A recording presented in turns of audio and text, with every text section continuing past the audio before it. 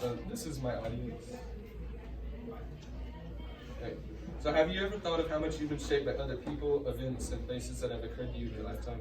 They all melt together to create the perfect semi-balanced you. Without these factors, where would you be? I would like to tell you about everything and everyone that's happened to me to shape me into who I am today. My life, I'll tell you of a person, place, and event that have greatly shaped my life.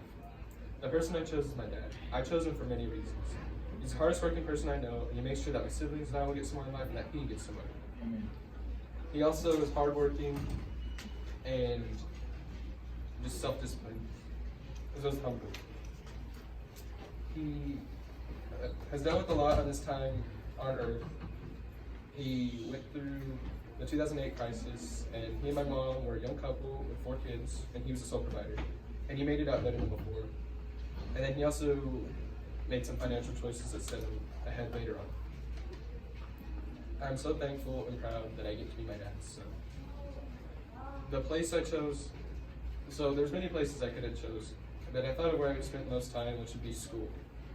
Was it elementary, where I made some of my lifelong best friends? Middle school, where I learned how to better manage my time? Or is it high school, where I am still learning how close my future start actually is? But it was none of those places. It was the old wooden playground. It's located next to the old intermediate that served a major role in my upbringing. It had many things that would be deemed unsafe for modern playgrounds, and I learned some physical lessons from that, such as busting my lip open. It was built for a young boy named David who was struck and killed by a car walking home from school. It taught me to value my life in each day because it can be taken that easily. I also felt like he's always there to make sure we had a good time.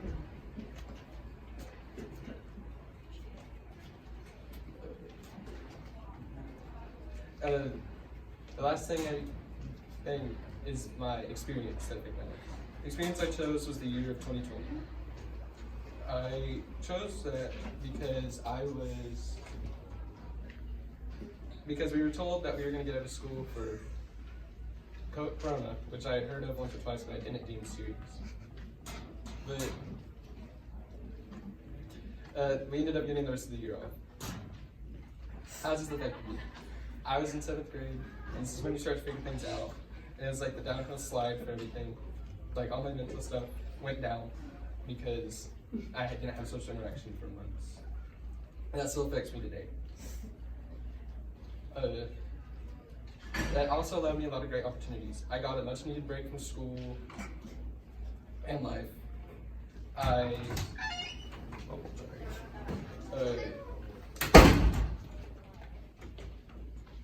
got a much needed break from life. I also thought of what I was working for in life and what was worth my time pursuing. And I also made many new bonds. I did online school at my aunt's house, and I have a close bond with her that still stands today.